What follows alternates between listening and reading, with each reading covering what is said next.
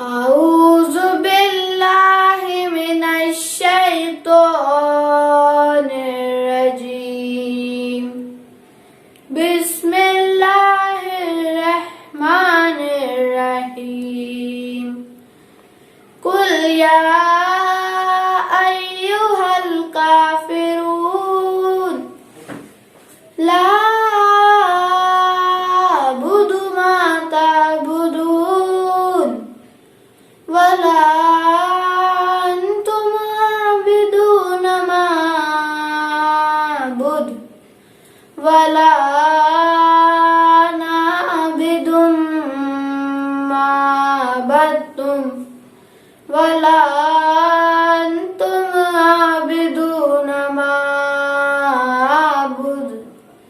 لكم دينكم ولي دين صدق الله العلي العظيم اللهم صل على محمد وآل محمد روح شبیر سرخ روح ہو کر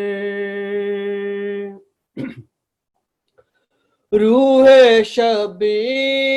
شبیر سرخ روح ہو کر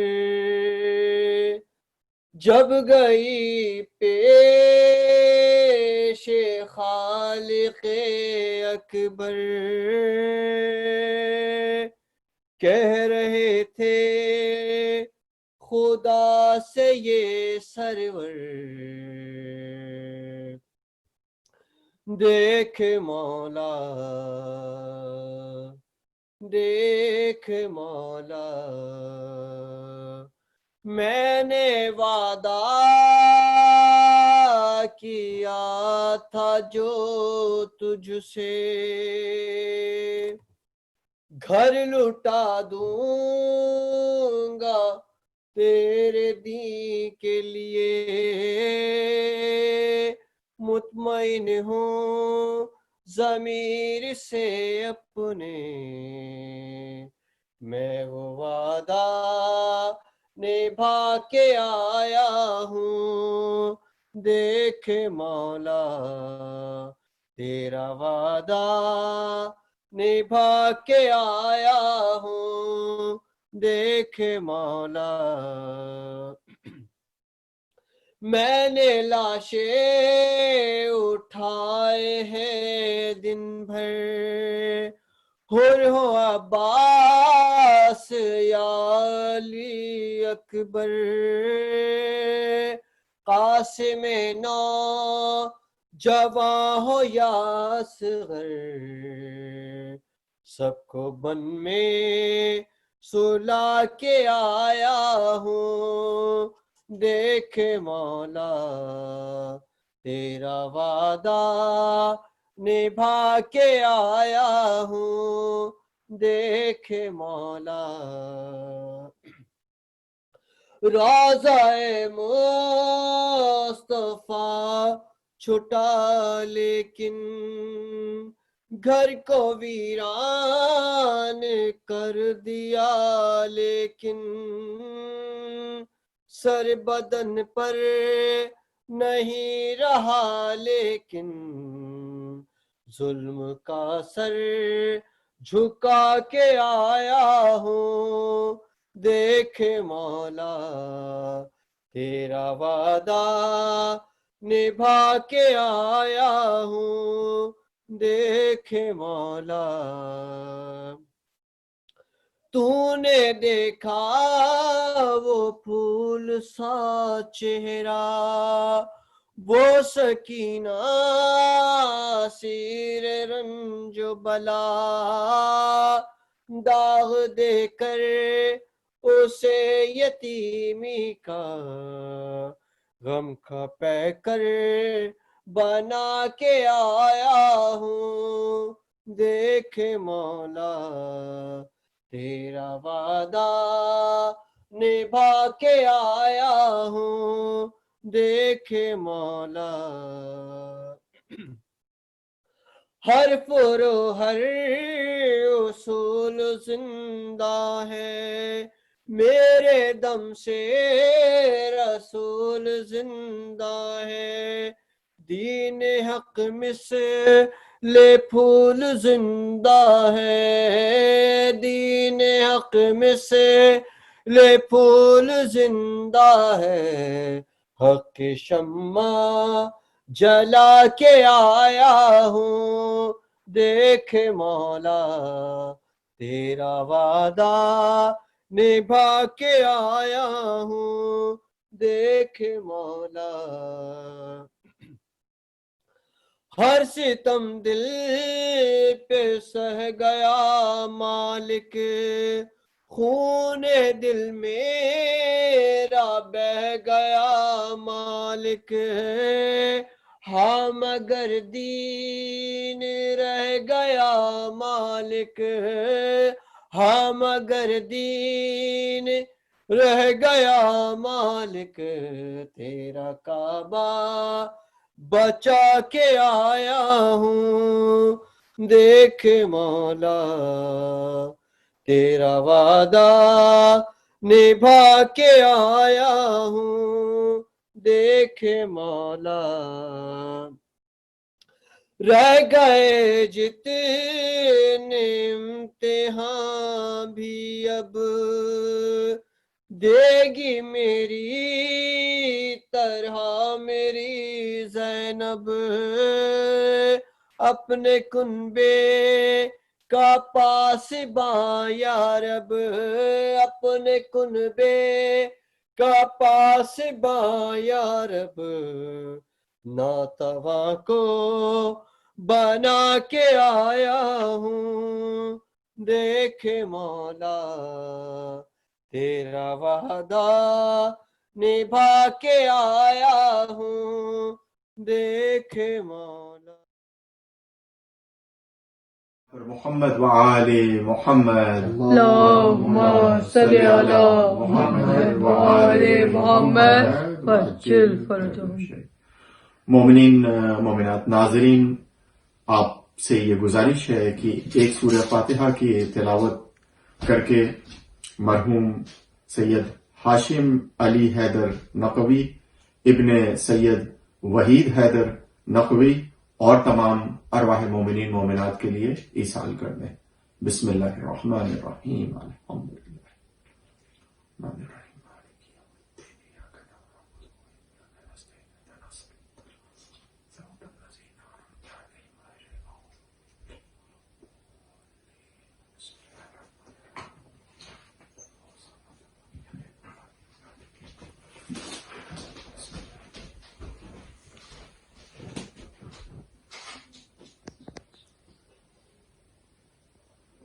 اللهم صل على محمد وآل محمد وعجل فرجهم. مومنین، ایصال ثواب کی مجلس ہے اور سلام کے چند اشعار پیش خدمت ہیں کہ کھلے تھے پھول جو اب تک وفا کے دامن میں، کھلے تھے پھول جو اب تک وفا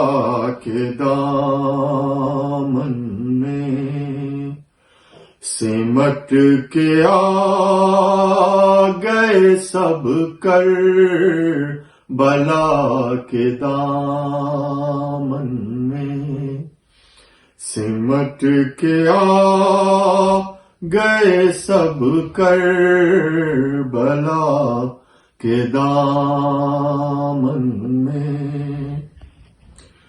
جو راہ حق میں چلے ہیں قضا کے دامن میں، حیات ان کو ملی ہے بقا کے دامن میں، کہ جناب حر کی طرح مرتبہ وہ پاتا ہے،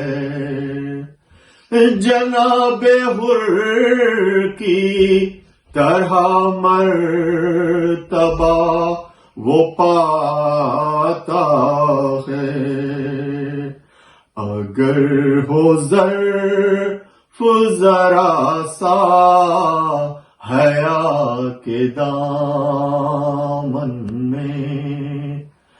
اگر ہو ظرف ذرا سا حیا کے دامن میں، یہ شعر شاید کسی قابل ہو کہ بس ایک مانگا تھا راہب نے 7 بیٹے ملے، بس ایک مانگا تھا راہب نے 7 بیٹے ملے، کمی نہیں ہے یہاں پر عطا کے دامن میں، کمی نہیں ہے یہاں پر عطا کے دامن میں۔ مصائب کے اشعار پیش خدمت ہیں کہ اجاڑ مانگ ہوئی گود بھی ہوئی خالی، اجاڑ مانگ ہوئی گود بھی ہوئی خالی، اب اور کیا ہے بچا غم زدہ کے دامن میں، اب اور کیا ہے بچا غم زدہ کے دامن میں، جلے ہوئے کسی جھولے کی لکڑیاں چن کر، جلے ہوئے کسی جھولے کی لکڑیاں چن کر، رباب لاتی ہے ان کو چھپا کے دامن میں، رباب لاتی ہے ان کو چھپا کے دامن میں، دکھائی اصغر بے شیر نے جو خشک زبان، دکھائی اصغر بے شیر نے جو خشک زبان، عدو بھی رونے لگے منہ چھپا کے دامن میں۔ اور یہ آخری شعر ہے کہ لہو وہ چہرے پا خود شہ نے مل لیا اپنے، لہو وہ چہرے پا خود شہ نے مل لیا اپنے، سما سکا نہ جو ارزو سما کے دامن میں سما سکا نہ جو ارزو سما کے دامن میں وہ جب سے ہو گیا عرفان کربلا کا ہمیں وہ جب سے ہو گیا عرفان کربلا کا ہمیں غبار لاتے ہیں ہم تو اٹھا کے دامن میں غبار لاتے ہیں ہم تو اٹھا کے دامن میں کھلے تھے پھول جو اب تک وفا کے دامن میں صلوات پر محمد وآل محمد وآل. حاضرین کرام السلام علیکم ورحمۃ اللہ. سرزمین قم سے ایک مرحومین کی سال ثواب کی مجلس ہے. کچھ اشعار ملاحظہ فرمائیں بطور خاص. باطل جو چاہتا تھا وہ کرنے نہیں دیا باطل جو چاہتا تھا وہ کرنے نہیں دیا اسلام کو حسین نے مرنے نہیں دیا تو ٹکڑوں میں خود تو بٹ گیا زہرا کا لاڈلا ٹکڑوں میں خود تو بٹ گیا زہرا کا لاڈلا ارے قرآن کی آیتوں کو بکھرنے نہیں دیا قرآن کی آیتوں کو بکھرنے نہیں دیا. شعر ملاحظہ فرمائیں بطور خاص. بنا میں دین دنیا میں تماشا کون کرتا ہے بنا میں دین دنیا میں تماشا کون کرتا ہے علی کو چھوڑ کر جنت کا دعویٰ کون کرتا ہے تو علی کے ماں سے سارے جہاں کا حکمراں ہو کر بتاؤ جو کی روٹی پر لٹایا کون کرتا ہے تو دوا تم لوگ لاؤ اور ہم خاکے شفا لائے دوا تم لوگ لاؤ اور ہم خاکے شفا لائے یہ دیکھیں گے کہ بیماروں کو اچھا کون کرتا ہے تو علی سے عشق دنیا میں بہت سے لوگ کرتے ہیں علی سے عشق دنیا میں بہت سے لوگ کرتے ہیں خدا دیکھے گا محشر میں تبرہ کون کرتا ہے، خدا دیکھے گا محشر میں تبرہ کون کرتا ہے، تو علی کا عشق لے جاتا ہے خود جنت میں مومن کو، علی کو پا کے جنت کی تمنا کون کرتا ہے، بنا ہمیں دین دنیا میں تماشا کون کرتا ہے۔ شعر ملاحظہ فرمائیں بطور خاص،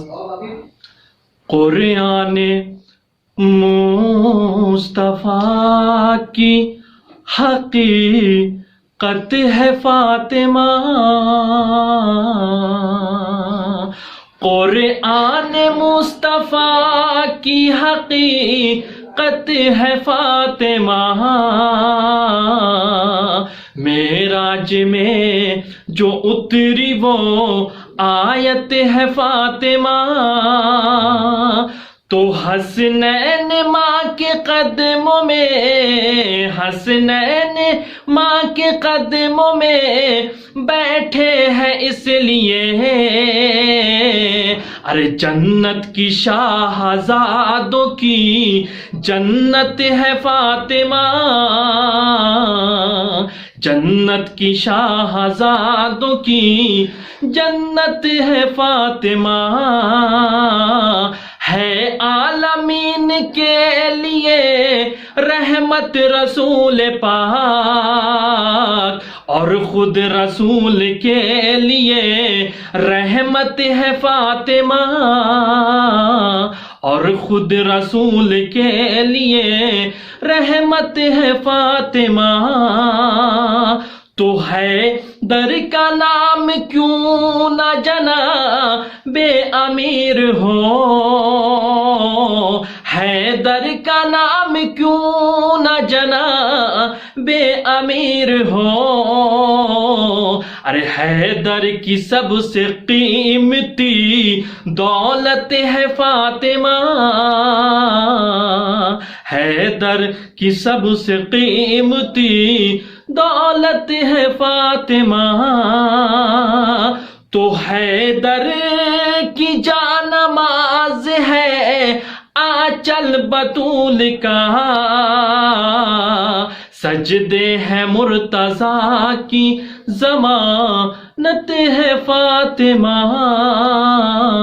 قرآن مصطفیٰ کی حقیقت ہے فاطمہ، معراج میں جو اتری وہ آیت ہے فاطمہ۔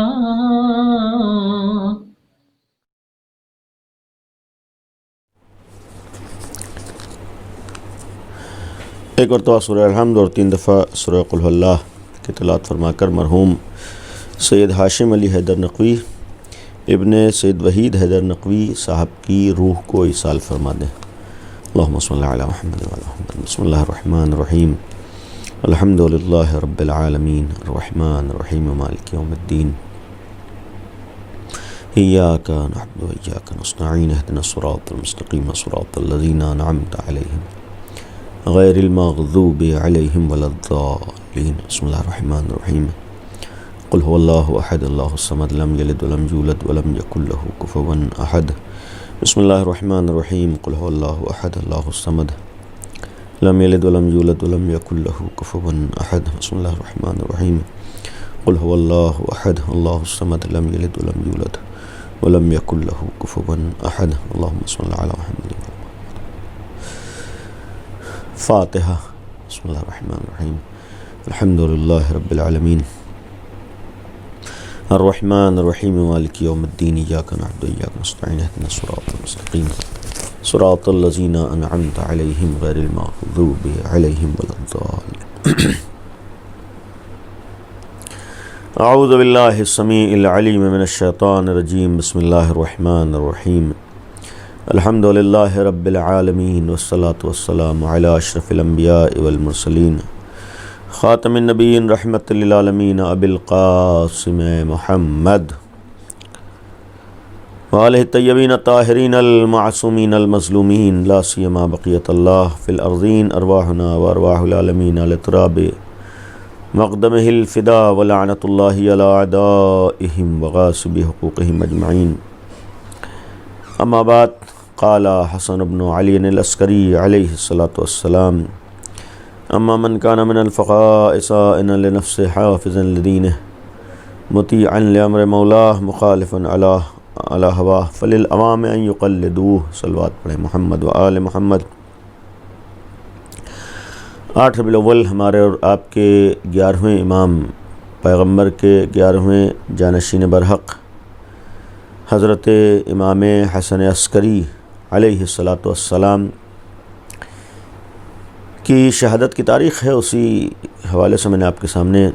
11ویں امام کی ایک حدیث پیش کی ہے۔ اس حدیث کے ضمن میں کچھ دیر مرحوم کے اصالہ ثواب کی غرض سے گفتگو۔ اس حدیث کا مفہوم اور اس حدیث کا پیغام یہ ہے کہ اگر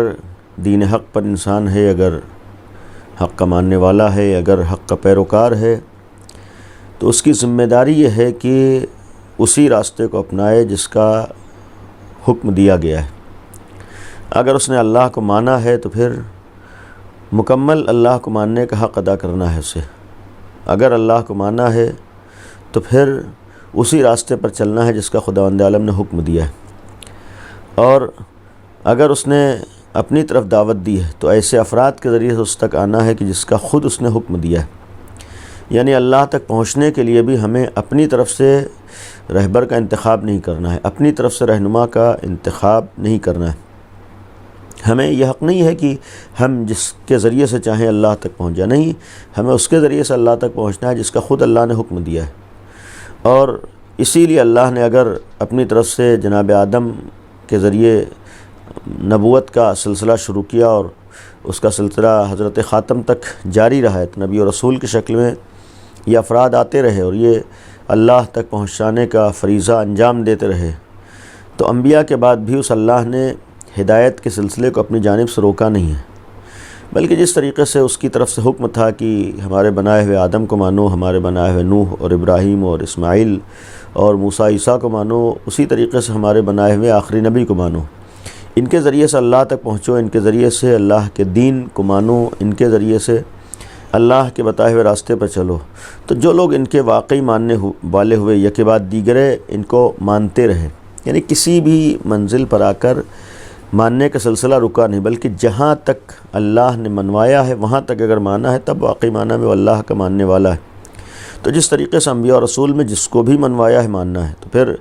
انبیاء اور رسول کے سلسلے کو ختم ہونے کے بعد جب ختم نبوت ہو جائے تب بھی ہماری ذمہ داری ہے کہ ہم دیکھیں کہ اللہ نے کس کو وسیلہ بنایا ہے، کس کے ذریعے سے ہم کو نبی تک پہنچنا ہے، کس کے ذریعے سے خدا تک پہنچنا ہے۔ تو نبی کے بعد جو سلسلہ قائم ہوا ہے وہ اہل بیت کی شکل میں ہے، وآل نبی کی شکل میں ہے۔ اس کی پہلی کڑی مولا متقیان امیر المومنین حضرت علی ابن ابی طالب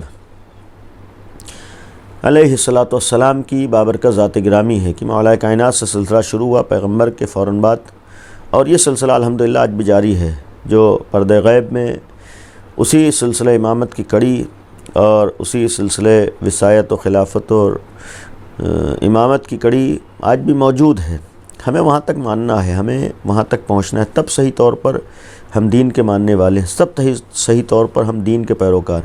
تو جس طریقے سے اللہ کے حکم سے انبیاء کو ماننا ہے اور تمام انبیاء کو ماننا ہے تاکہ ہمارے لیے دین تک اور اللہ تک پہنچنے کا کوئی ذریعہ ہو، اسی طریقے سے ہمیں نبی کے بعد بھی نبی کے بعد ائمہ معصومین اور اہل بیت کرام کو ماننا ہے۔ اور جب ائمہ معصومین کو ہمیں ماننا ہے تو اہل بیت کرام کے بعد بھی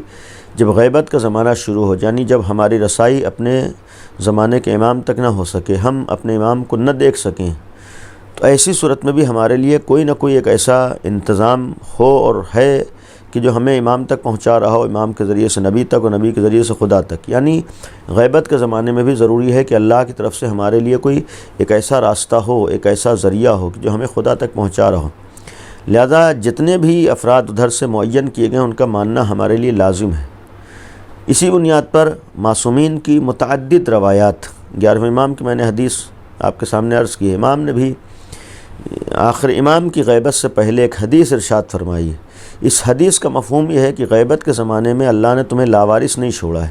غیبت کے زمانے میں اللہ نے تمہیں بغیر سرپرست نہیں چھوڑا ہے. غیبت کے زمانے میں بھی اگر تم امام تک نہیں پہنچ سکتے ہو تو ایسا نہیں ہے کہ تمہارے لیے حق تک پہنچنے کا کوئی راستہ نہ ہو، حق تک پہنچنے کا کوئی ذریعہ نہ ہو، خدا تک پہنچنے کا کوئی وسیلہ نہ ہو، تمہارا امام تک پہنچنے کا کوئی واسطہ اور ذریعہ نہ ہو. بلکہ غیبت کے زمانے میں بھی ہم نے ایک انتظام کیا ہے، اور اسی غیبت کے زمانے میں جو ہمیں خدا تک اور امام تک پہنچانے کے ذریعہ ہے، اسی سلسلے اور اسی واسطے کو امام اس حدیث کے ذریعے پیش کر رہے ہیں کہ آؤ تم یہ پہچانو کہ غیبت میں کون تمہیں دین سے وابستہ کر رہا ہے، کون تمہیں دین سے وابستہ کر سکتا ہے، کس کے ذریعے سے تمہیں دین تک پہنچنا ہے. اسی غیبت کے زمانے میں دین تک پہنچوانے کے لیے 11ویں امام کی مشہور حدیث سامنے آتی ہے کہ اما من کان من الفقہاء سائلا لنفسہ، جو بھی فقیہ ہو، سب سے پہلی شرط یہ ہے فقیہ ہو، اور فقیہ بھی انسان آسانی سے نہیں بن جاتا ہے. اما من کان من الفقہاء سائلا لنفسہ، اپنے نفس کا محافظ ہو، مخالفاً علی ہوا، مخالفت ہوائے نفسانی رکھتا ہو، یعنی اپنے نفس کا پیروکار نہ ہو، مطیعاً لامر مولا، اپنے مولا کا اطاعت کرنے والا ہو. اور چند شرطیں بیان کرنے کے بعد امام نے فرمایا کہ فلیل عوام یقلدوہ، عوام کے لیے لازم ہے کہ غیبت کے زمانے میں ایسے افراد جو امامت سے وابستہ کر رہے ہیں، امامت تک پہنچا رہے ہیں، جو خدا اور امام کے بعد امام اور لوگوں کے درمیان واسطہ و ذریعہ بن رہے ہیں، جو تم تک دین اور شریعت کو پہنچا رہے ہیں، ان افراد کے ذریعے سے دین و شریعت کو لو، ان افراد کے ذریعے سے اہل بیت تک پہنچو، ان افراد کے ذریعے سے خداوند عالم تک پہنچو. تو اس غیبت کے زمانے میں ہمارے لیے 11ویں امام کا ایک صریحی حکم ہے. یعنی اس غیبت کے زمانے میں بھی ہماری ذمہ داری ایسے افراد کو پہچاننا ہے جو ہمیں خدا تک لے جا سکیں، جو اہل بیت تک لے جا سکیں، ہمیں جو ولایت سے دور نہ ہونے دیں، جو ہمیں امیر المومنین سے دور نہ ہونے دیں. ایسے افراد جو ہمیں امیر المومنین کا پیغام پہنچائیں، جو ہمیں کربلا کا پیغام پہنچائیں، آج جو ہمیں یزیدیت سے محفوظ رکھ سکیں، جو آج ہم شیطان سے محفوظ رکھ سکیں، جو ہمیں مخالفین اسلام سے محفوظ رکھ سکیں، جو ہمیں دشمنان تشیع سے، دشمنان ولایت سے محفوظ رکھ سکیں. ایسے افراد کی ہر دور میں ضرورت ہے، اور اسی ہر دور کی ضرورت کو امام نے پیش کیا ہے کہ ہر دور میں خود اہل بیت نے انتظام کیا ہے، خود آل محمد نے ایک سلسلہ قائم کیا ہے کہ جس کی وجہ سے تم دشمنان اہل بیت کے سازشوں سے محفوظ رہو، تم دشمنان ولایت کی سازشوں سے محفوظ رہو، تم دشمنان دین سے محفوظ رہو، تم دین حق پر وابستہ رہو. لہذا ایک فریضہ اس غیبت کے زمانے میں ایسے افراد کو پہچاننا ہے کہ جو ہمیں آج ولایت سے آشنا کر سکیں، دین تک پہنچا سکیں، تاکہ ہم ایک مکمل طور پر دین کے ماننے والے ہوں، مکمل طور پر ہم شریعت کے ماننے والے ہوں، ہم واقعاً علی والے بن جائیں، یعنی اس طریقے سے علی والے جیسا علی نے چاہا ہے، اس طریقے سے غدیر والے بن جائیں جیسا غدیر کا پیغام ہے. اور وہاں پیغام یہی ہے کہ پھر ہمیں اپنی مرضی اور اپنی فکر پر عمل نہیں کرنا، بلکہ صرف یہ دیکھنا ہے کہ اس دین کا حکم کیا ہے اور دین جو لایا ہے اس کا حکم کیا ہے. اب دین پیغمبر لے کر آئیں، یا تو پیغمبر کے احکام کے آگے سر کو جھکانا ہے، یا دین کی جس نے حفاظت کی ہے اہل بیت، ان اہل بیت کے احکامات کو ہمیں بجا لانا ہے، ان اہل بیت کے احکامات پر عمل کرنا ہے. تو یہ بھی آج ایک فریضہ ہے، ذمہ داری ہے کہ ہم اہل بیت علیہم الصلاۃ والسلام کے احکامات کو دیکھیں اور آل محمد کی تعلیمات کو، اور ان تعلیمات کو اپنے حساب سے طے نہ کریں،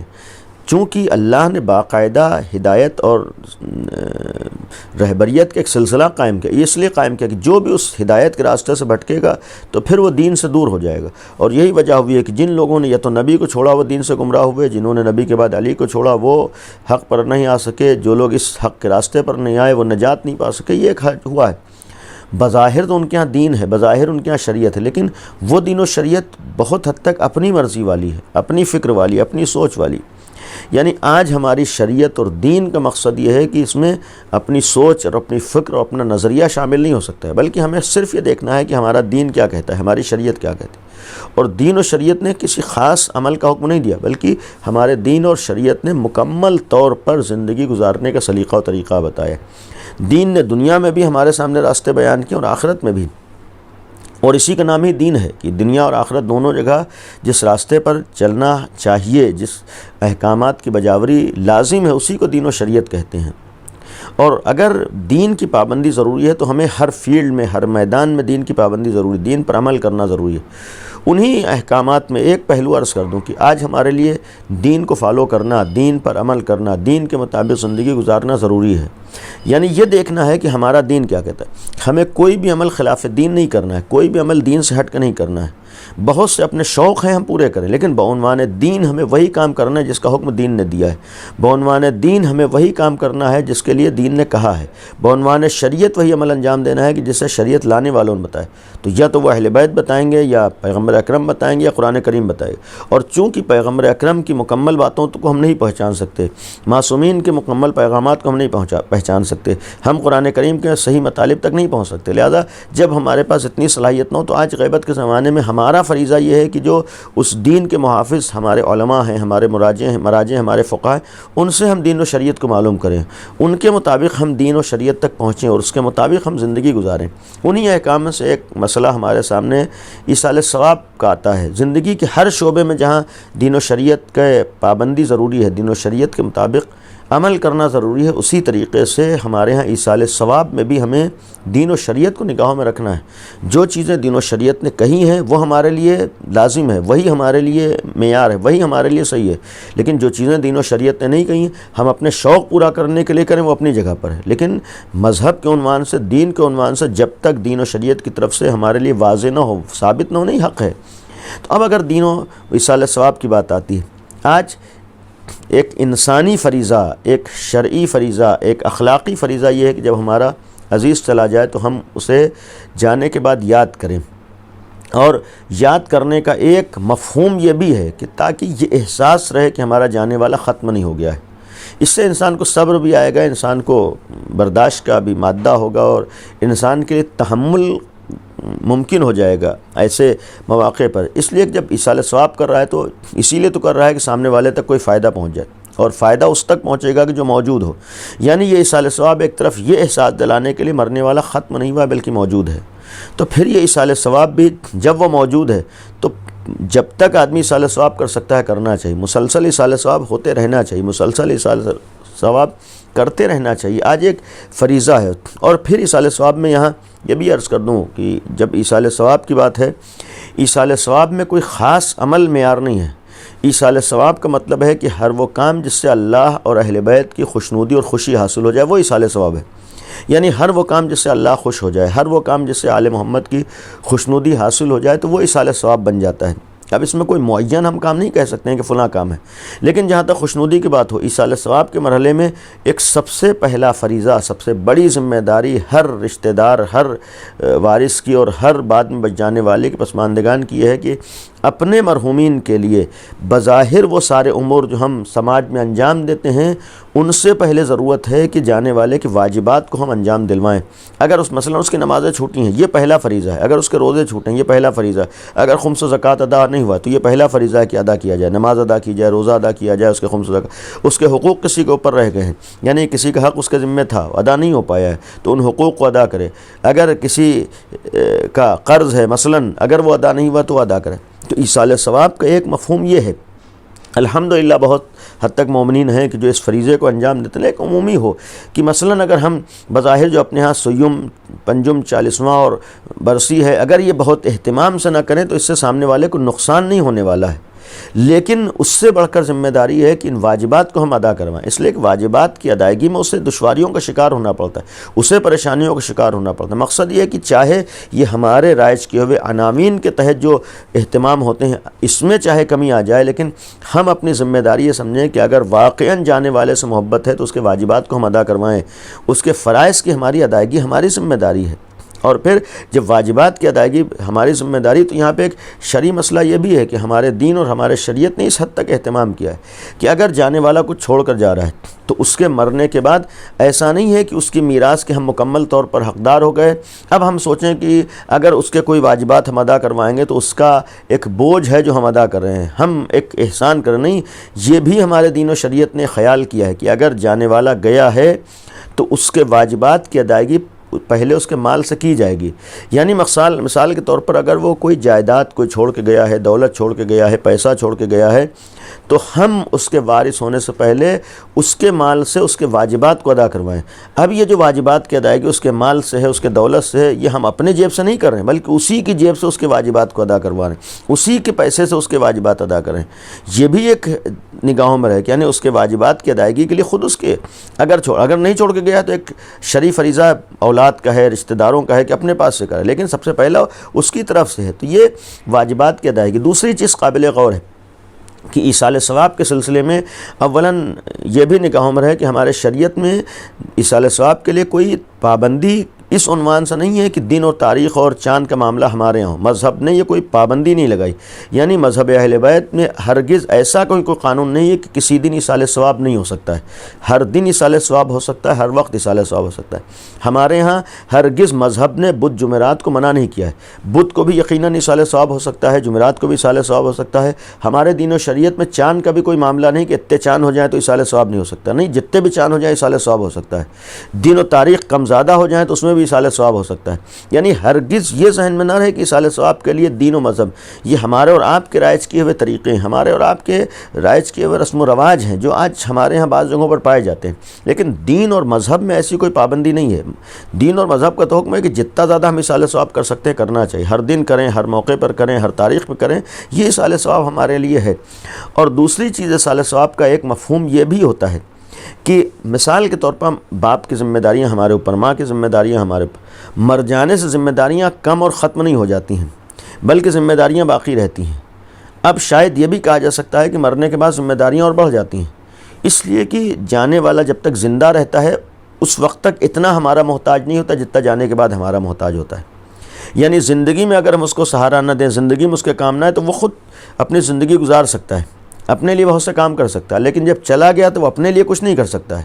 جو کر کے گیا ہے وہی اس کے کام آئے گا۔ یعنی اب جب وہ اپنے لیے کچھ نہیں کر سکتا ہے تو ہم اس کے لیے کام کر سکتے ہیں، تو ایصال ثواب مرنے کے بعد بھی زیادہ ضروری ہے،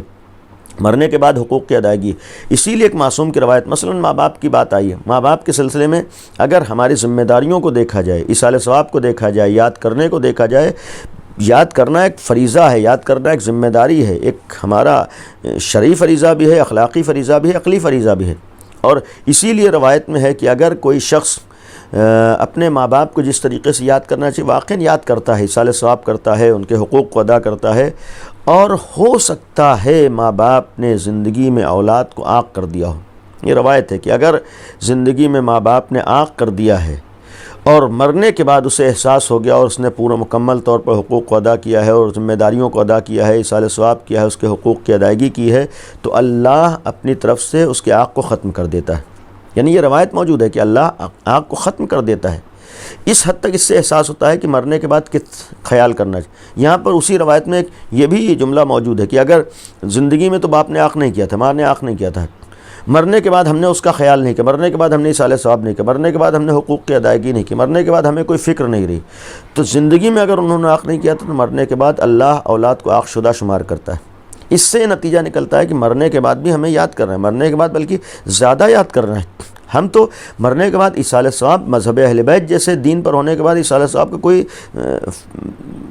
یعنی شرائط و سختیاں ہیں ہی نہیں، ہر وہ کام ہم جو اللہ کے لیے کریں وہ ایصال ثواب ہو سکتا ہے، کوئی بھی نیکی ہم کریں وہ ایصال ثواب ہو سکتا ہے، کچھ نہیں، اگر ہم خالی ایک صلوات پڑھ دیں یہ بھی ایصال ثواب ہوتا ہے، ہم سورہ حمد پڑھ دیں یہ بھی ایصال ثواب ہو جاتا ہے، کسی غریب کی ہم نے مدد کر دی نیت کے لیے کہ اس کا ثواب ہمارے مرحوم تک پہنچ جائے یہ بھی ایصال ثواب ہو جاتا ہے، کسی بچے کی تعلیم میں ہم شریک ہو گئے، اس کو پڑھا لکھا دیا، جب تک وہ اس کے اثرات باقی رہیں گے ایصال ثواب ملتا رہے گا، ہم مسجد میں شریک ہو گئے ایصال ثواب کے نام سے یہ بھی ایصال ثواب ہے، ہم نے مدرسہ بنوا دیا یہ بھی ایصال ثواب ہے، کسی اسکول و کالج میں ہم نے پیسہ لگا دیا، بچوں نے وہاں تعلیم حاصل کی یہ بھی ایصال ثواب ہے، ہر وہ کام جس سے لوگوں کو فائدہ ہو اور اللہ کی خوشنودی حاصل ہو جائے وہ ایصال ثواب ہے۔ حتیٰ ہم اپنے روزی روٹی سے نکلے، اپنے کاروبار پر گئے، اپنے آفس گئے، اپنے اسکول گئے، خالی نیت یہ ہے کہ ہم خوشنودی خدا کے لیے کام کر رہے ہیں. یہی خوشنودی خدا کے لیے کام کرنا ثواب کا ثواب ہوتا ہے. نیت کر لے کہ جو ثواب حاصل ہو وہ ہمارے مرحوم تک پہنچ جائے، تو یہ بھی ایک ثواب کا طریقہ ہے. ثواب ہو سکتا ہے، لیکن یہاں پر ثواب کے لیے ذہن میں نہ ہو کہ جب تک باقاعدہ اہتمام نہیں ہوگا ایصال ثواب نہیں ہو سکتا. نہیں، اہتمام ہو نہ ہو ایصال ثواب ہو سکتا ہے. اور یہ تو ہمارے اور آپ کے طریقے ایجاد کیے ہوئے. مذہب نے کوئی پابند نہیں بنایا کہ مثلا ہمیں سیوم ضرور کرنا ہے، پنجم ضرور کرنا ہے، دسواں ضرور کرنا. نہیں، ایصال ثواب ہمیں کرنا ہے. ہم ان عناوین سے کریں بہت اچھا ہے. یہ عناوین نہ بھی ہوں، کمی ذاتی ہو جائے، کوئی حرج نہیں ہے. یعنی ایصال ثواب میں کمی نہ ہو، عناوین کی کمی میں کمی ہو جائے، یہ شریعت کے خلاف نہیں ہے. اگر مثال کے طور پر 40واں نہیں ہوا تو ایسا نہیں کہ اس سے کوئی گناہ ہو جائے گا. ایصال ثواب ہونا چاہیے، یاد کرنا چاہیے، نہ کہ عنوان کے پابند بننا چاہیے. اب یہاں پر ایصال ثواب کی بات آئی تو ایک جملہ یہ بھی عرض کر دوں کہ ایصال ثواب کا مفہوم یہ ہے کہ ہمیں سماج کو نہیں دیکھنا ہے، ہمیں معاشرے کو نہیں دیکھنا ہے، ہمیں سوسائٹی کو نہیں دیکھنا ہے، ہمیں لوگوں کو نہیں دیکھنا ہے، بلکہ ایصال ثواب اگر کرنا ہے تو صرف اللہ کی خوشنودی کو دیکھنا ہے اور اہل بیت کو دیکھنا ہے. ہر وہ کام کرنا ہے جس سے اللہ اور اہل بیت کی خوشنودی حاصل ہو. کوئی ایسا کام جس سے اللہ اور اہل بیت کی خوشنودی حاصل نہ ہو یا اللہ اور اہل بیت کی فکر نہ ہو، یہ ایصال ثواب نہیں ہوتا ہے. ہم پوری بستی کو خوش کر دیں، ہم پورے اپنے سماج کو خوش کر دیں اور اللہ اور اہل بیت خوش نہ ہو تو 1% بھی ثواب نہیں ملے گا. ثواب تو اسی وقت ملتا ہے کہ جب ان کی خوشنودی حاصل ہو. لہذا ایصال ثواب میں یہ بھی ایک ذہن میں نہ رہے کہ لوگ کیا کہیں گے. لوگوں کو نہیں دیکھنا ہے، اس لیے کہ ایصال ثواب پہنچانے والے لوگ نہیں بلکہ اللہ اور اہل بیت ہیں. یہ دیکھنا ہے کہ اہل بیت کیا سوچیں گے، یہ دیکھنا ہے کہ آل محمد کیا کہیں گے، یہ دیکھنا ہے کہ اللہ کیا کہے گا. لہذا ان سب چیزوں میں دوسروں کو دیکھنے میں سوائے اپنے کو دشواریوں پریشانیوں میں ڈالنے کے کچھ نہیں ہوتا ہے. لہذا ایصال ثواب کا ایک مفہوم یہ بھی رہے کہ ہمیں خوشنودی خدا کو نگاہوں میں رکھ کر ایصال ثواب کرنا ہے. اب ایک چیز اور ایصال ثواب کے سلسلے میں عرض کر دوں کہ ہمارے ہاں تعلیمات اہل بیت میں ایصال ثواب کے لیے جو بعض امور انجام دینے کے لیے حکم دیا گیا ہے، کہا گیا ہے، ان میں سے ایک مرحلہ یہ بھی ہے کہ اولاً جو صاحب غم ہو، جس کے گھر میں غم ہے، پڑوسیوں کی ذمہ داری ہے، اعزاء جو آس پاس ہیں جن کے لیے ممکن ہے ان لوگوں کی ذمہ داری ہے کہ حتیٰ روایت میں ہے کہ بہتر ہے، واجب نہیں البتہ مستحب ہے، بہتر ہے کہ صاحب غم کے گھر میں 3 دن تک انسان کھانا پہنچائے. یعنی گویا اسے اس چیز کی فکر نہ ہو، اسے ظاہر سی بات غمزدہ ہے، رنجیدہ ہے، اس کا عزیز گیا ہے، اس رشتہ دار گیا ہے، تو اسے غم منانے کا موقع ملے. اس کے باقاعدہ کہا گیا ہے کہ انسان کھانے پینے کا انتظام کرے، اس کے طعام کا انتظام کرے. 3 دن تک کہا گیا ہے. جب 3 دن تک کہا گیا تو کم از کم یہ چیز ہمارے یہاں ہو کہ اگر بالفرض ہم آج کے حالات میں نہیں انتظام کر سکتے، نہیں پہنچا سکتے، تو کم از کم اتنا تو ہو کہ ہم اس کے گھر پر نہ کھائیں. یعنی یہ کم از کم ہو سکتا ہے. یہ آہستہ آہستہ ہم کوشش کریں کہ ایصال ثواب کا مقصد یہ نہیں ہے کہ ایک آدمی کے گھر میں میت ہوئی ہے، جنازہ اٹھنے کے ساتھ ہی اس کے ذہن میں یہ ٹینشن ہے کہ ہم کیسے کھلائیں گے، کیسے ہم انتظام کریں گے، کیسے ہم دیگ چڑھوائیں گے. نہیں، یہ چیز آج ہمارے سماج میں احساس ہونا چاہیے. روایات کا ایک مفہوم یہ ہے کہ کم از کم ابتدائی 3 دنوں میں یہ ذمہ داری ملنے جلنے والے دوست و احباب اور پاس پڑوس والوں کی اور رشتہ داروں کی ہے کہ ان کو یہ احساس ہونا چاہیے کہ بھائی اس کو، ہاں اس کے گھر میں جو مہمان آیا البتہ اگر ہو سکتا ہے اس کا انتظام کرے، لیکن ابتدائی دنوں میں ہم یہ توجہ دیں، اس بات کا خیال کریں کہ اولاً یہ پابندی نہیں ہے. آدمی ایسا نہیں کہ نہ کرے تو ایصال ثواب نہیں ہوگا. نہیں، اولاً جب پابند نہیں ہے تو ہم نہ بھی کریں. لیکن دوسری طرف یہ ہے کہ اگر بالفرض کر رہے ہیں تو شریعت کے خلاف نہیں، گنہگار نہیں ہے. نہیں، اگر کر بھی رہے، انسان کے پاس ہے وہ کرے. لیکن یہ اس لیے بھی عرض کیا کہ اگر کسی کے پاس نہیں ہے تو ضروری نہیں ہے کہ چونکہ سب کے یہاں کھایا ہے لہذا ہم کو کھلانا ہے. لوگ کیا کہیں گے، سماج کیا کہیں گے. نہیں، ایصال ثواب کرنا ہے ہم کو لوگوں کو نہیں دیکھنا ہے. ہم کو لوگوں کی وجہ سے اپنے کو دشواریوں پریشانیوں کا شکار نہیں کرنا. ہمیں وہ کام کرنا ہے جس سے خوشنودی خدا حاصل ہو. ہمیں وہ کام کرنا ہے جس سے اہل بیت خوش ہو جائے. لہذا ایک پیغام ہمارے ہاں ایصال ثواب کا یہ بھی ہے کہ انسان وہ کام کرے جس سے زیادہ زیادہ جانے والے کو فائدہ پہنچے، جانے والے کو ثواب پہنچے. اور اس ثواب میں آج ہماری ذمہ داری ہے کہ ہم سب ایک دوسرے کے شریک ہوں، ہم دوسروں کو کام آئیں. آج یہ نہ ہو کہ گھر میں میت ہوئی ہو اور جنازہ دفن کر کے آئے ہیں، بہت سے افراد اسی گھر میں موجود ہیں جو اس انتظار میں ہیں کہ اب کھانے کا انتظام کیا ہوگا. نہیں، اس وقت تو کم از کم انسان کو احساس ہو کہ ہم صاحب غم کے غم میں شریک ہیں. جب غم میں شریک ہیں تو ہمیں سہارا بننا ہے، نہیں کہ اس کے سر پہ بوجھ بننا ہے. یہ ایک ہمارے لیے پیغام تھا. ایک صلوات پڑھیں محمد و آل محمد. تو اگر ایصال ثواب کا حکم دیا گیا، اولاً ہمارے ہاں ایصال ثواب کے جو طریقے بتائے گئے ہیں اور ایصال ثواب کا جو حکم دیا گیا ہے، یہ بھی کہا گیا ہے کہ ایصال ثواب کی کوئی اولاً مقدار نہیں ہے، کوئی تعداد معین نہیں. جتنا زیادہ انسان ایصال ثواب کر سکتا ہے کرنا چاہیے. اور زیادہ تر ایصال ثواب میں اس بات کا احساس ہونا چاہیے کہ بہت سی چیزوں کا تعلق نیت سے ہوتا ہے. یعنی اگر ہماری نیت صحیح ہے تو پھر ایصال ثواب ہوگا، نیت ہماری صحیح نہیں تو ایصال ثواب نہیں ہوگا. ایصال ثواب کا معیار خرچ کر دینا نہیں ہے، ایصال ثواب کا معیار بہت زیادہ پیسہ لٹا دینا نہیں ہے، ایصال ثواب کا معیار بہت سے لوگوں کو شریک ہو جانا نہیں ہے. نیت کا معیار ہے ہمارے. مثال کے طور پر ہم نے پوری بستی کو کھلا دیا، پورے شہر کو کھلا دیا، نیت یہ ہے کہ سب خوش ہو کر چلے جائیں، تو یہ ایصال ثواب نہیں ہوگا. ایصال ثواب اس وقت ہوگا بس ان کی خوشی ہے کہ ان کی خوشی سے خدا خوش ہو جائے گا، اگر یقین ہے تو پھر یہ ایصال ثواب ہے. تو اصل معیار یہ ہمارے یہاں کہ یہ نہیں دیکھنا ہے کہ کتنا کرنا ہے اور کتنے لوگوں کو آنا ہے، نہیں، ہمارے لیے معیار ہے کہ کس کے لیے ہمیں کرنا ہے، خداوند عالم کی ذات کے لیے کرنا ہے، اپنے معبود کے لیے کرنا ہے، یہ ایصال ثواب ہے. اور لہذا یہ تصور جو ذہن میں آتا ہے کہ ایصال ثواب یعنی وہ کام جس سے ثواب پہنچے. سوال یہ ہے کن کاموں سے ثواب پہنچنے والا ہے؟ آیا ہمارے اور آپ کے خوشی سے ثواب پہنچنے والا ہے؟ آیا ہمارے سماج کے خوش ہونے سے ثواب پہنچنے والا ہے؟ نہیں. جب ثواب ہے تو ثواب کے لیے جو دینے والا اس کی خوشنودی معیار ہے، اس کی خوشی معیار ہے، اس کی رضا معیار ہے. تو جب اس کی خوشی اور اس کی رضا معیار ہے تو پھر ہر وہ کام کرنا ہے جس سے اس کی خوشنودی حاصل ہو. لہذا ایک پہلو ایصال ثواب میں یہ بھی عرض کر دوں کہ اگر معاملہ ایصال ثواب کا ہے، معاملہ ثواب پہنچانے کا ہے، تو حتیٰ ہمیں اس چیز کا بھی دھیان دینا ہے کہ مثلاً جو ہمیں مجلس کرنا ہے، ایسی مجلس کرنا ہے جس سے خوشنودی اہل بیت حاصل ہو تاکہ جانے والے کو ثواب مل جائے، رضائے پروردگار حاصل ہو، مرضی خدا حاصل ہو تاکہ جانے والے کو ثواب مل جائے. یہ نہیں ہے کہ ایسی مجلس ہونا ہے جس سے ہم خوش ہو جائیں، ایسا بیان ہونا ہے جس سے مجمع خوش ہو جائے. نہیں، مجمع کا خوشی معیار نہیں، ہماری خوشی معیار نہیں ہے. اصل خوشی معیار ہے خداوند عالم کی، اصل خوشی معیار ہے کہ پروردگار کی، اصل خوشی معیار ہے کہ اہل بیت کا مشن کس حد تک پہنچا ہے. تو ایک پہلو ایصال ثواب میں یہ بھی ہے کہ اس جانب بھی ہم توجہ دیں، اس بات کا بھی ہم خیال کریں کہ ایصال ثواب کا معاملہ، ایصال ثواب کا معیار یہ ہے. اور پھر جب ایصال ثواب کی بات آئی، دیکھیے یہ بھی عرض کروں کہ اگر مثلاً ہم بعض کام خاموشی سے ایصال ثواب کے لیے کریں تو اس کا ثواب بہت زیادہ ہے.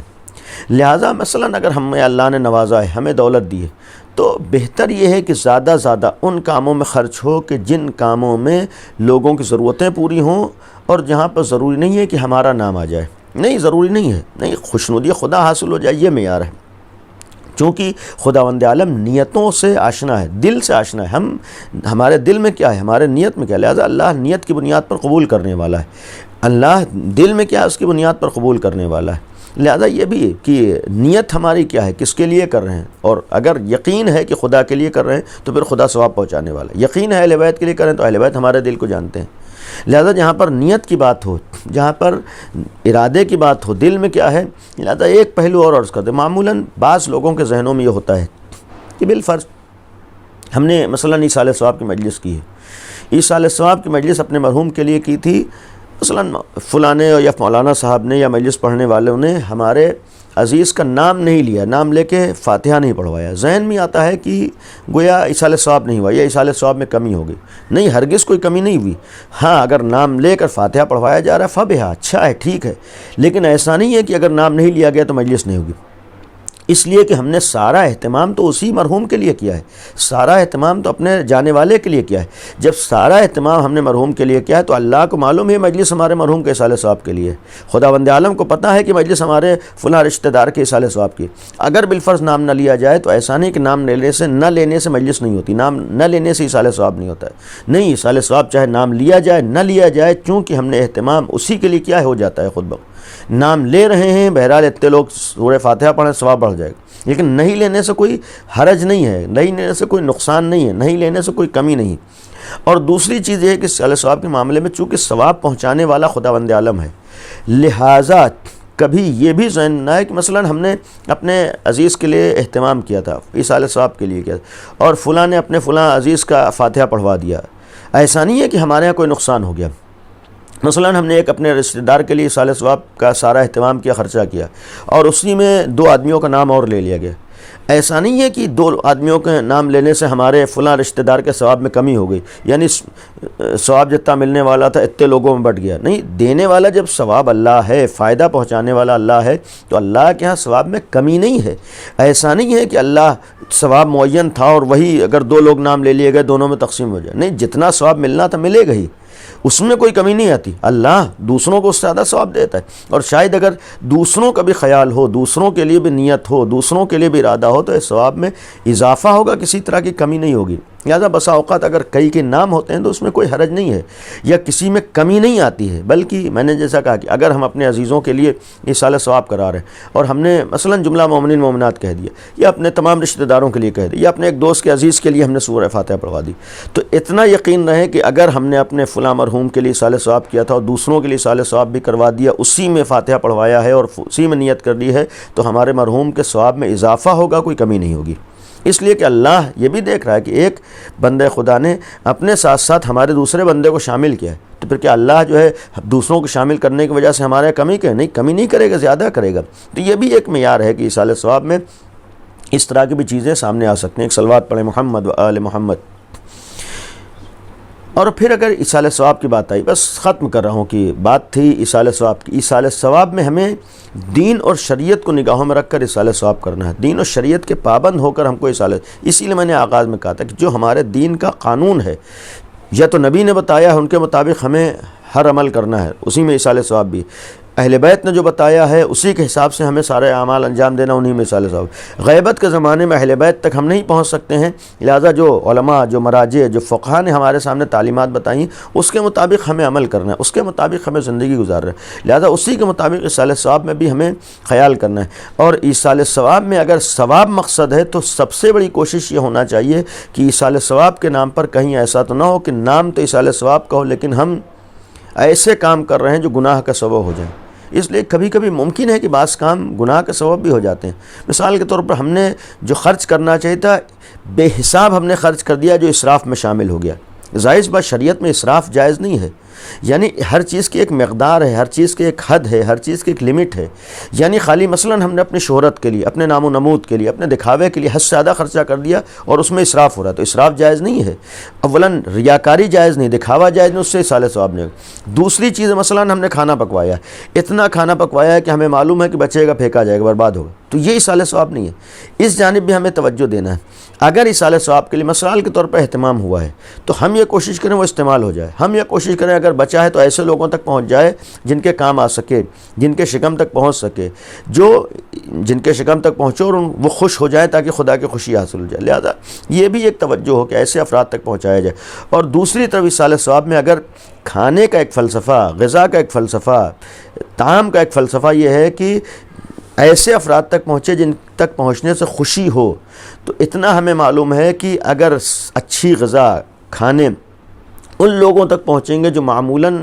شکم سیر نہیں ہو پاتے ہیں, یعنی اپنی پریشانیوں کی بنیاد پر غربت, یا معمولاً اچھے کھانے نہیں کھا پاتے ہیں, لہٰذا اگر واقعاً خوشی ہوگی تو ان لوگوں کو کھانے سے ہوگی. لہٰذا ایصال ثواب میں اگر کھلائیں تو ہمارے ترجیح ایسے افراد کو ہونا چاہیے, اولویت ایسے افراد کو ہونا چاہیے جو ضرورت مند ہیں, جو محتاج ہیں, جو پریشان حال ہیں, جن کے حالات صحیح نہیں ہیں, جو اچھے کھانے نہیں کھا سکتے ہیں, یا جن کے فاقوں کی نوبت آ جاتی ہے. یعنی اگر کھلانا ہے تو اولویت ان کو ہونا چاہیے, ترجیح ان کو ہونا چاہیے. بعض جگہوں پر یہ ہوتا ہے کہ چونکہ تعلقات والوں کو ہم نے بلایا, رشتہ داروں کو بلایا, بھائی جو روزانہ اچھے سے اچھے غذائیں کھاتا ہے وہ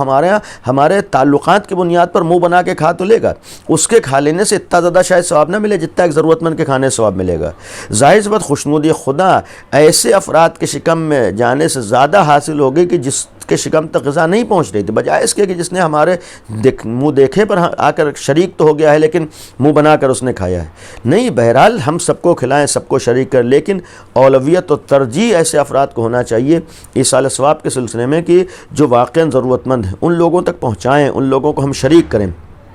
اور اس سلسلے میں آخری بات, اگر گناہوں سے بچنا معیار ہے, گناہوں سے بچنا ہماری ذمہ داری ہے, تو پھر ایصال ثواب یا یہ سارے اہتمام اس طریقے سے ہوں کہ جہاں پر کسی بھی طریقے کا کوئی معصیت اور گناہ کا منظر سامنے نہ آ رہا ہو.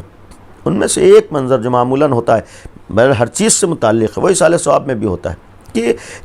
ایک بے پردگی کا منظر سامنے آتا ہے, ایک بے حجابی کا منظر سامنے آتا ہے. یہ ظاہر سی بات, جہاں بے پردگی ہوگی, جہاں بے حجابی ہوگی, وہاں معصیت ہے, جہاں گناہ ہے. اب اگر معصیت و گناہ ہے تو اس معصیت و گناہ میں ثواب نہیں ملے گا. اس معصیت و گناہ کے ساتھ جو ہے ظاہر سی بات ہے کہ یہاں پر رحمت کے فرشتے نہیں آئیں گے. لہٰذا ایصال ثواب جہاں پر انہیں ثواب پہنچانا ہے تو کوشش کرنا ہے کہ ہر طرح کے گناہ سے اپنے کو بچانا ہے, ہر طرح کی معصیت سے اپنے کو بچانا ہے, ہر طرح کے شریعت کے خلاف اعمال سے اپنے کو بچانا ہے, تاکہ ہم اطمینان سے کہہ سکیں کہ ہمارے لیے ایصال ثواب ہوا ہے. اور خالی حرام نہیں بلکہ ہمیں تو آج ایصال ثواب ہو، بلکہ اپنی مکمل زندگی میں اسلام کے تمام احکام کو اور تمام طریقوں کو بھی نگاہوں میں رکھنا چاہیے۔ ہمیں اسلام کے بتائے ہوئے راستے پر ہم صرف اپنی مجبوریوں کو نہ دیکھیں، اپنے سماج کی مجبوریوں کو نہ دیکھیں، سب سے پہلے ہم کو دین کو بھی دیکھنا ہے۔ اس لیے کہ دیکھا دیکھی کبھی یہ ہوتا ہے کہ ہم لوگ اپنی بنیاد پر، اپنے سماج کی بنیاد پر آج ایسے ایسے نمونے آتے ہیں جس کا شریعت و دین میں کوئی معاملہ نہیں ہے۔ ان میں سے ایک چیز ہم یہ نہیں کہیں گے کہ ہاں حرام ہے، لیکن بہرحال ایک اسلامی تہذیب کے خلاف ہے، ایک اسلامی کلچر کے خلاف، ان میں سے یہ چیز جو آہستہ آہستہ عام ہوتی جا رہی ہے اور اب ایصال ثواب کی مجلسوں میں بھی اور مجلس عزائے سید الشہداء میں دکھائی دے رہی ہے، وہ کھڑے ہو کر کھانے کا سسٹم ہے، بفے سسٹم ہے۔ آپ کے یہاں تک شادیوں میں تھا، شادیوں میں ہم نے کیا، البتہ وہ بھی وہ اسلامی طریقہ نہیں ہے، وہ ہم نے دوسروں سے اپنایا ہے۔ آج ہمارا کلچر دوسروں کا کلچر بنتا جا رہا ہے، آج ہم دوسروں کو فالو کرتے ہیں، دوسرے کیسے کریں، دوسروں کی آسانیاں کیسے۔ اگر بالفرض واقعاً ہمارے دشواری ہے تو ٹھیک ہے، واقعاً ہمارے دشواری ہے تو پھر چونکہ حرام نہیں ہے، لیکن پھر بھی ایک اسلامی تہذیب کے خلاف ہے۔ جب اسلامی تہذیب کے خلاف ہے تو کم از کم ہم کو یہ کوشش کرنا چاہیے کہ ایسی جگہوں پر جو مجالس عزاء ہیں، ایصال ثواب ہے، اس میں ہم اہتمام کریں۔ شہروں میں آج اس طرح کے نمونے دیکھنے میں آتے ہیں کہ آہستہ آہستہ جو طریقہ خوشیوں میں ہم لے کر آئے تھے وہی طریقہ اب ہم نے غم میں بھی شروع کر دیا ہے۔ یہ کم از کم ہم اس بات کا خیال کریں کہ وہ کام ہو کہ جس سے ہمارا دین بھی دنیا کے سامنے آ سکے، دینی پیغام بھی دنیا تک سامنے جا سکے۔ ہمارا کلچر کیا ہے، ہماری ثقافت کیا ہے۔ ہمارا کلچر ہے بیٹھ کر کھانا، اور اسی وجہ سے اسی کلچر و ثقافت کا ایک بہترین انداز اس وقت سامنے آتا تھا جب بیٹھ کے کھانے کا انتظام ہوتا تھا تو اعزاء شریک ہوتے تھے، محلے والے شریک ہوتے تھے، دوست و احباب شریک ہوتے تھے، اپنائیت کا مظاہرہ ہوتا تھا، ایک دوسرے کے ساتھ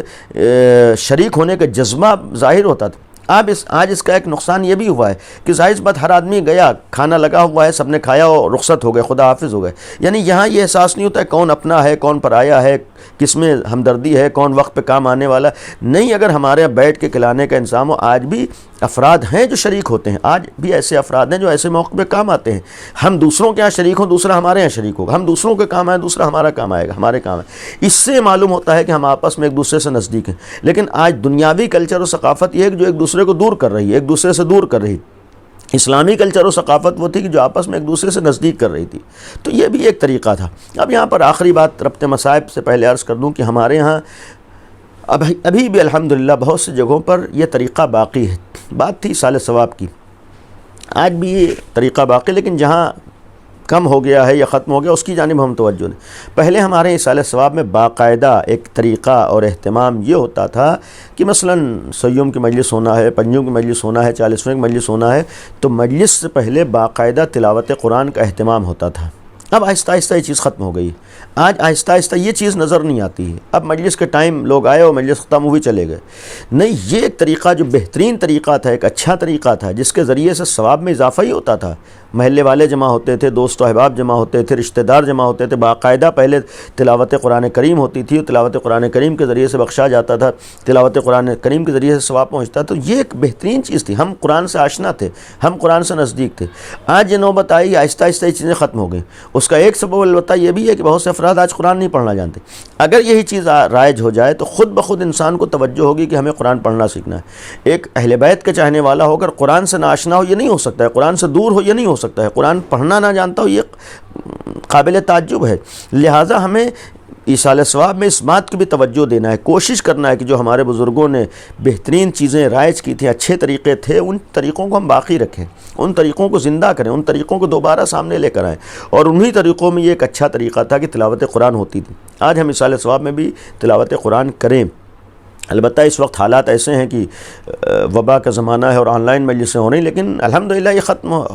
ہو جائے گا اور مکمل طور پر اس کا خاتمہ ہوگا۔ ہم پھر اپنے اصل طریقے پر آئیں اور پھر مجلسوں میں کوشش کریں کہ باقاعدہ تلاوت قرآن کا اہتمام کریں، تاکہ معلوم ہو کہ ہم علی مع القرآن والقرآن مع علی پر یقین رکھنے والے ہیں، تاکہ معلوم ہو کہ امام حسین جیسے ذات کے ہم ماننے والے ہیں جنہوں نے نوک نیزہ پر سر کٹنے کے بعد بھی تلاوت کی ہے۔ جب انہوں نے تلاوت کی ہے تو ہم قرآن سے دور ہو جائیں نہیں ہو سکتا ہے۔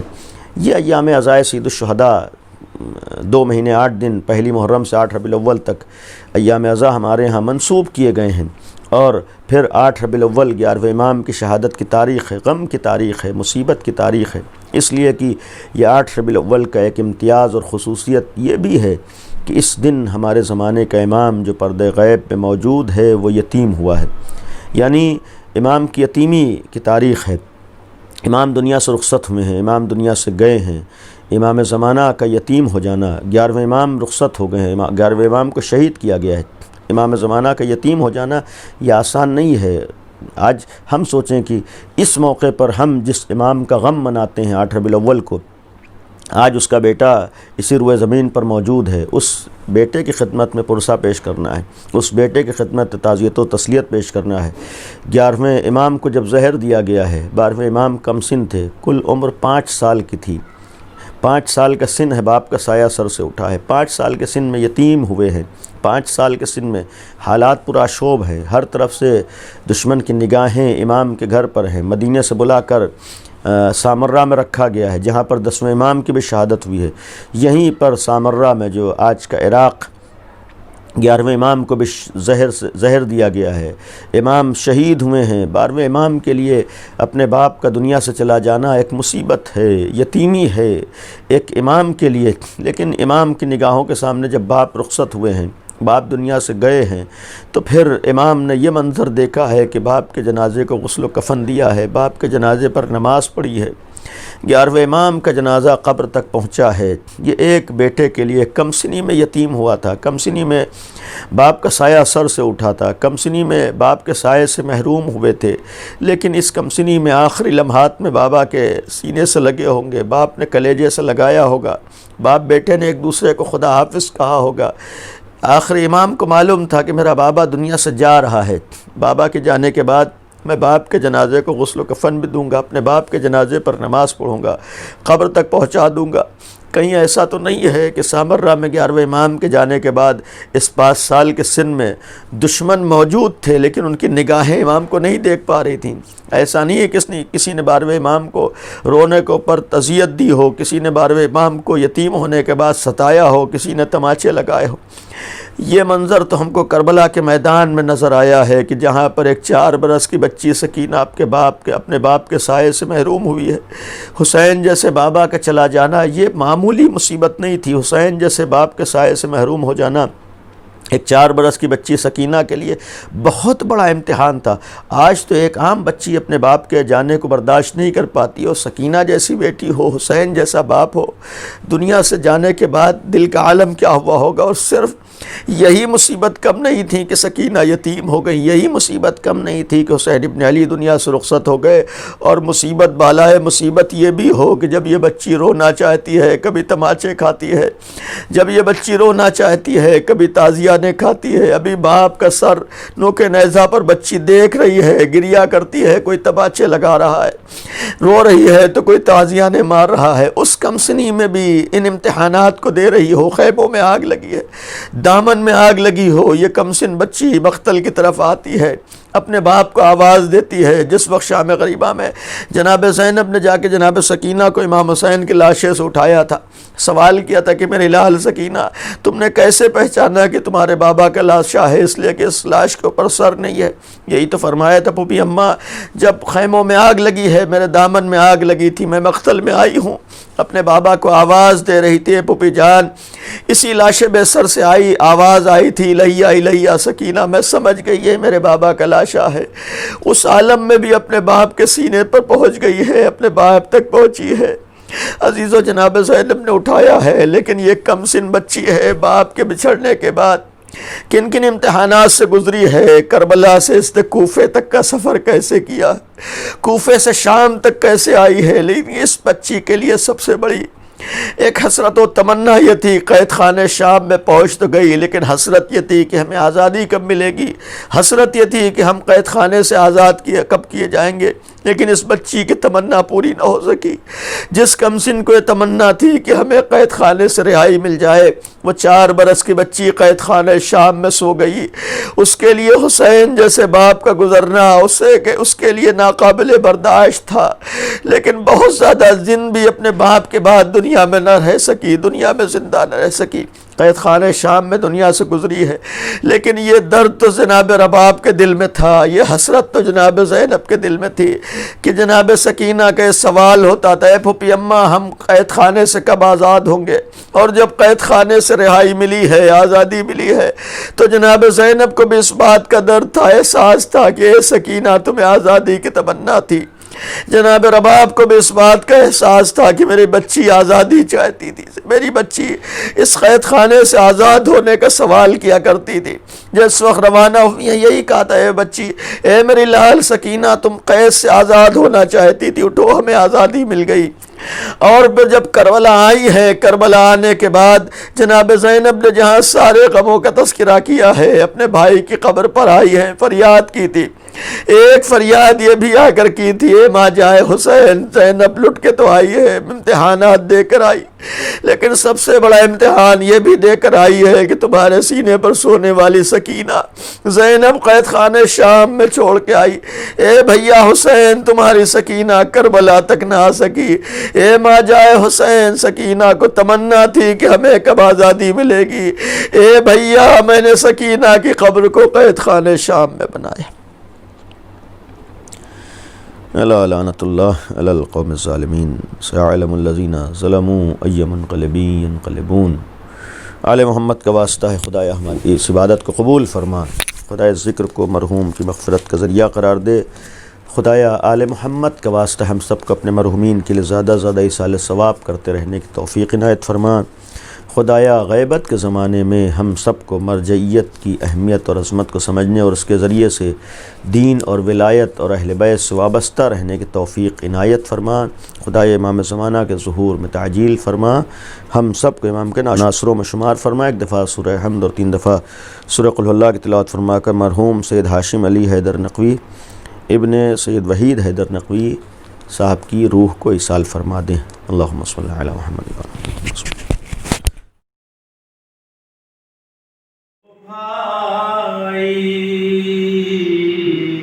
قید سے چھوٹ کے وطن جاتے ہو جاؤ بھائی، قید سے چھوٹ کے وطن جاتے ہو جاؤ بھائی، میری غربت پہ مگر اشک بہا او بھائی، قید سے چھوٹ کے وطن جاتے ہو جاؤ بھائی، قید خانے میں اکیلی رہوں گی اب میں، قید تنہائی کا دن رات سہوں گی اب میں، وحشت قبر کو محسوس کروں گی اب میں، اس پہ چھوڑا ہے مجھے یہ تو بتاؤ بھائی، قید سے چھوٹ کے وطن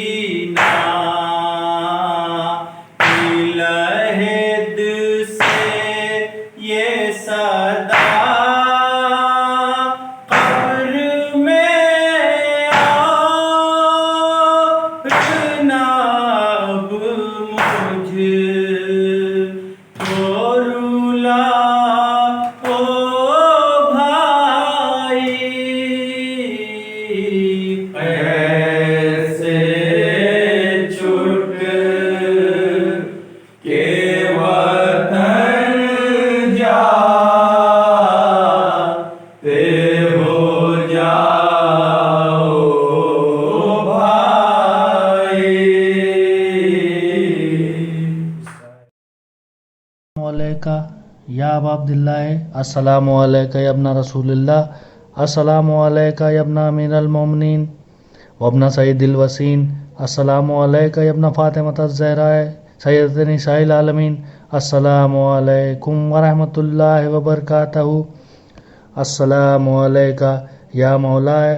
یا وابن مولایا السلام علیکہ یا غریب الغربا السلام علیکہ یا سلطان العرب والعجم یا ابا الحسن علی ابن موسی رضا ورحمۃ اللہ وبرکاتہ السلام علیکہ یا صاحب العصر والزمان علمان علمان علمان السلام علیکہ یا خلیفۃ الرحمن السلام علیکہ یا شریک القرآن السلام علیکہ یا مولانا صاحب العصر والزمان السلام علیکم ورحمۃ اللہ وبرکاتہ اللہم صلی علی محمد وآل محمد وعجل فرجہم